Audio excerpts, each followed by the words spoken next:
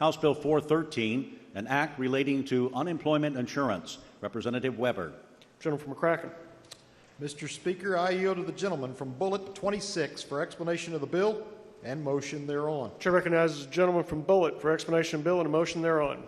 Thank you, Mr. Speaker. Ladies and gentlemen of the House, for the privilege to bring House Bill 413 before you today.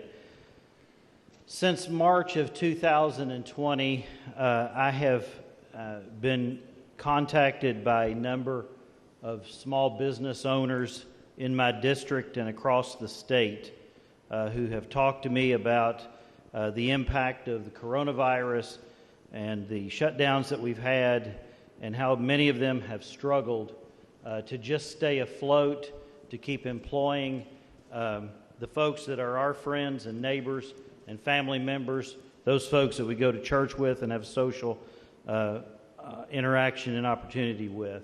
Mr. Speaker, I want to just briefly outline what House Bill 413 does.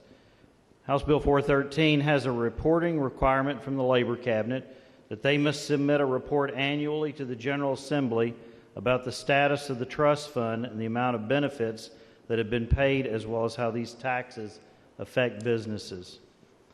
The second part is it suspends an increase in the taxable wage base for 2021 and 2022. That base is increasing by $300. This bill also freezes the tax rate for 2021 and 2022. It'll give businesses time to recoup money that has been lost during the pandemic. Those of you that have been contacted or by businesses or heard from employers in your district will talk about moving from Schedule A to Schedule E. Schedule A is the lowest rate that they will pay.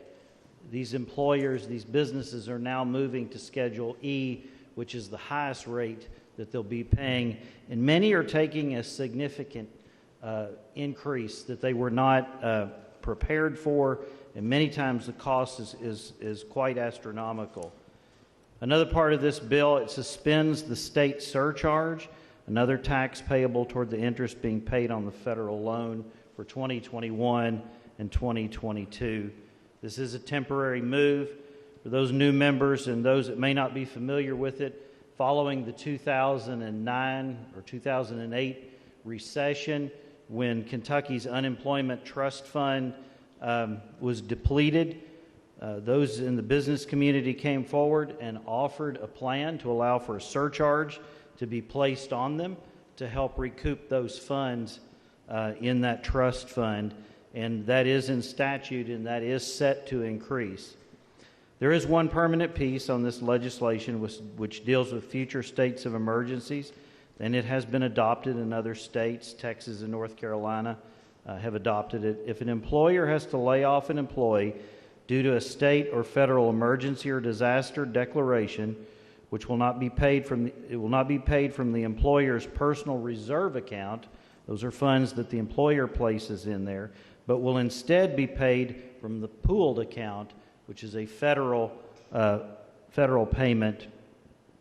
This move was adopted in Senate Bill 150, which we passed in the 2020 session in response to the coronavirus.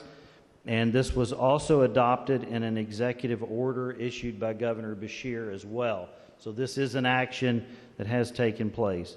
We want to ensure that if this happens again, the businesses are not unfairly punished for something that is completely out of their control. Finally, Mr. Speaker, this has an emergency clause.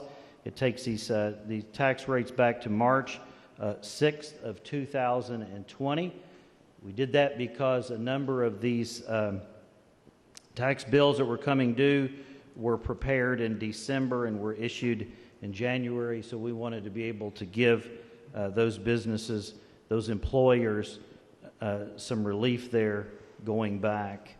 I just want to remind folks in this chamber that I've had some folks talk about helping the businesses out and our employers. Many of them are small. Some of them employ, for example, the one in Elizabethtown that contacted me, struggling right now to stay in business, about 13 employees.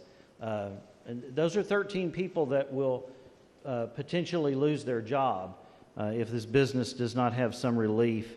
And so these are our, as I said, these are our friends or neighbors. These are the people that we know in our communities. And this bill is designed to provide some relief there. Mr. Speaker, if there are no questions, I now move for the passage of House Bill 413.